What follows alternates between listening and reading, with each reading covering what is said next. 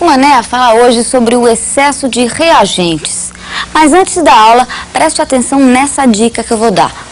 Para representar uma reação química através de uma equação, deve-se levar em conta dois pontos fundamentais. Primeiro, o número de átomos de cada elemento nos reagentes deve ser igual ao número de átomos de cada elemento no produto, consequência da lei de Lavoisier.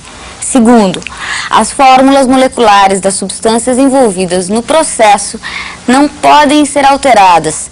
Isso é consequência da lei de Proust.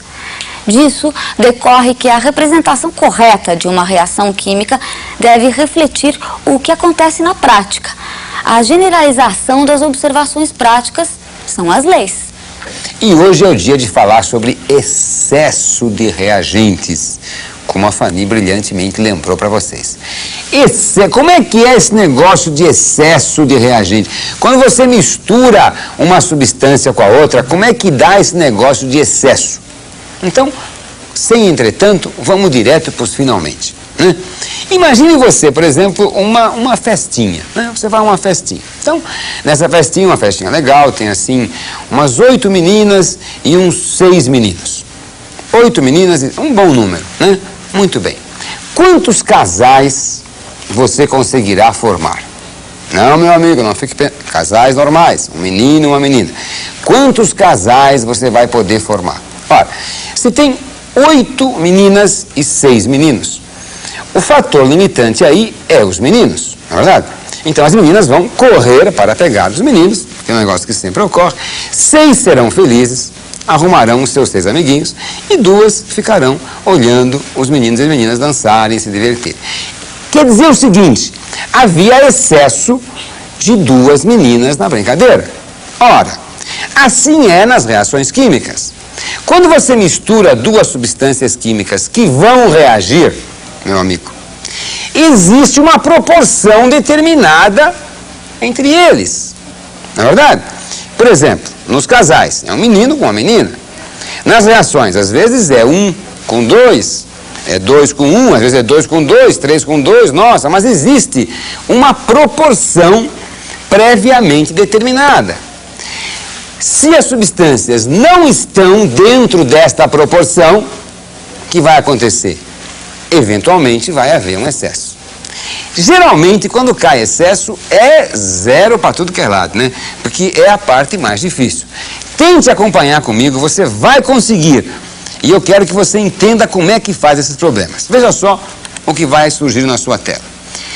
Cálculo estequiométrico excesso. Muito bem. Quando são dadas 2 quantidades de reagentes, por exemplo, como no nosso exemplo, 8 meninas, 6 meninos, uma delas provavelmente está em excesso. E é assim, viu? Quando o problema fala assim, olha, misturamos 200 gramas de ácido sulfúrico com 400 gramas de não sei o que lá, tal, pode crer que quando são dadas 2 quantidades, muito provavelmente uma delas está em excesso. Como você faz? Uma técnica, meu amigo, para responder esse tipo de problema é o seguinte: risca-se uma delas colocando X. Então você sabe, eu já falei, escreve a equação, marca o dado e pedido e tal. Risca uma delas e coloca X. Muito bem. Calcula o valor de X. E se X for igual ao riscado, você riscou 20 gramas, calculou X, deu 20 gramas. Isso não vai acontecer, cara, mas se acontecer não há excesso. É só fazer a conta normal. Se X for menor que o riscado, por exemplo, meu amiguinho, você tinha lá 20 gramas para reagir. Riscou esse 20 gramas, calculou e deu 10. Quer dizer que daqueles 20 que você tinha, só vai usar 10. Então vai haver excesso de 10. O excesso está no riscado, ou seja, naquilo que você riscou. Mas se X for maior que o riscado, por exemplo, tinha 20, você riscou o X, calculou e deu 24. Isso quer dizer o quê? Que para reagir precisava ter 24. Você só tinha 20. Resultado, o excesso está no outro dado. Nossa, mas você falou muito. Mas a ideia é a seguinte: misturou 2 quantidades ao acaso. Provavelmente uma delas está em excesso. Chute uma delas. Chuta. Põe o X lá, né? E calcula o valor de X. Se x der exatamente o que estava lá, é porque era exatamente o que estava lá que ia reagir, meu. Então não tem excesso. Se x der menor do que aquilo, por exemplo, tinha 20 lá. O cidadão te deu 20 para reagir. Mas você calculou o x e deu 16. Quer dizer, para reagir, só precisava 16. Mas a criatura te deu 20. Então ela te deu mais do que você precisa. Então o excesso está no riscado. O excesso vai ser 4. Mas, se você riscou lá o 20 e deu 28, por exemplo, é preciso 28 para reagir, mas só tem 20. Então, resultado, esse está em falta. O excesso está no outro. Tá bom? Então, acompanha comigo aqui o visualzinho. Misturando 4 mols de ácido sulfúrico com 6 mols de hidróxido de sódio, calcule a massa do eventual excesso e a massa de água formada. Eu vou rapidinho, lê de novo então. Misturando 4 mols de ácido sulfúrico, 4 mols, hidróxido de sódio, 6 mols. Calcule a massa do eventual excesso. E uma coisa que é muito perguntada, a massa de água formada. Vamos à resolution. Oh yeah. Primeira coisa, escreve a equação química. É a mesma coisa que aprendemos nas aulas passadas. Escreve a equação. Ácido sulfúrico mais hidróxido de sódio, sulfato de sódio mais água. Acerta os coeficientes, muito bem. Marca o dado e pedido. 4 mols de ácido sulfúrico com 6 mols de hidróxido de sódio. Marca o dado e pedido. Quando são dadas duas quantidades, acompanhe. Quando são dadas duas quantidades, uma delas está em excesso. Como saber qual é? Bom, abaixo do 4 mols você põe 1 mol e 2 mols. Quer dizer, arma o circo todo que nem eu te ensinei nas outras vezes. Escreve a equação, marca o dado e pedido, monta a proporção. Vamos pensar agora. Eu vou botar o riscado aqui. 6. Vamos testar esse 6. Vamos testar esse 6. Meu amigo, minha amiga, se 1 mol reage com 2 mols, se 1 mol reage com 2 mols, 4 mols reage com x. E quanto que dá x? 4 vezes 2, 8. Como é que você vai interpretar esse dado? 4 mols de ácido sulfúrico necessitam 8 de hidróxido de sódio. Você só tem 6. Então esse reagente está em excesso? Não, está em falta. Quem está em excesso é o outro.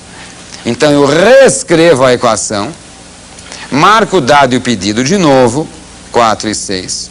A proporção é 1 para 2. E penso assim, se 2 reage com 1, então 6 reage com x.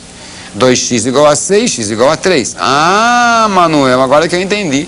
6 mols necessitam 3 de ácido sulfúrico para reagir. E você tem 4. Você tem 1 mol a mais. Então, resposta, reagem 3 mols de ácido sulfúrico e sobra 1. Mas tinha 8 em B. Tinha 8 em B.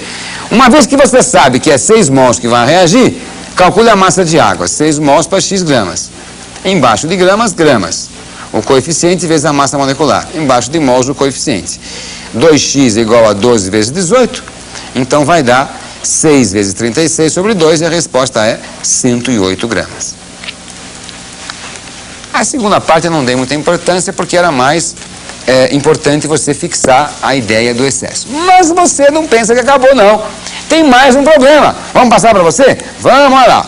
Qual o volume de gás carbônico na CNTP quando misturamos 2 mols de haleno com 96 de oxigênio? Esta é a questão que cai no vestibular. Qual o volume de gás carbônico quando misturo 2 mols de haleno com 96 de oxigênio? Rapidão, aí aparece o problema. Combustão do haleno, haleno é C3H4. Combustão é reação com O2, que produz o quê? CO2 mais água. Acerta os coeficientes, marca o dado e pedido. Presta atenção, olha para cá. 2 mols de haleno, 96 gramas de oxigênio. Monta a proporção, embaixo de mol, mol. Embaixo de grama, grama. Risca, quando são dadas duas quantidades, uma provavelmente está em excesso. Estou chutando que é essa, tá bom? Estou chutando que é essa. Então, se 1 mol reage com 4 vezes 32, com 2 mols reage x. Calculo x, 256 gramas. Deu mais do que o que você tinha. Então não está em excesso, está em falta. Para reagir com 2 mols de haleno, você precisaria ter 256. Você tem menos. Então O2 está em falta. Haleno está em excesso. Vamos ver se está mesmo. Reescreve a equação, marca o dado e o pedido, monta a proporção, embaixo de mol, mol, embaixo de grama, grama. Se 4 vezes 2, 8, 4 vezes 12, 128 reage com 1 mol, com 96 reage X. Eu testei lá em cima o 96 e deu mais do que isso, então o excesso está no outro. Então eu vou testar esse aqui agora. Se 4 reage com 1, 96 reage com X. O X dá 0,75. Então, meu amigo, daqueles 2 mols que você tinha, vão reagir apenas 0,75. Então, 0,75 mols reagem com 96. Por que você fez isso? Para descobrir qual das duas quantidades eu devia usar. Se era 2 mols ou 96. Eu vou usar o quê? Eu vou usar 96 porque ele reage com 0,75. Vai haver excesso de 1,25 de propano. Esse 96 é que eu vou usar. Observe o item B. Dada a equação, lá, que a gente já tinha lá, qual o volume de gás carbônico? A partir de 96 de oxigênio. Que você concluiu que aquele lá estava em excesso. Massa com massa, volume com volume, multiplica em cruz e você vai ter 50,4 litros de gás carbônico. Essa é o quê? A resposta do problema. Então nós temos aqui um tempinho pequenininho para falar para você, 1 minutinho só para falar para você o quê? Quando são dadas 2 quantidades de reagentes, meu amiguinho e minha amiguinha, uma delas provavelmente está em excesso. O que você faz? Coloca X num dos dois, chuta e calcula o X. Se o X for exatamente o que estava lá, não tem excesso. Se X for maior do que aquilo, você iria usar mais. Você não tem, então está em falta. O excesso é outro. Se der menos, é porque você vai usar menos que aquilo. E aquilo lá está em excesso.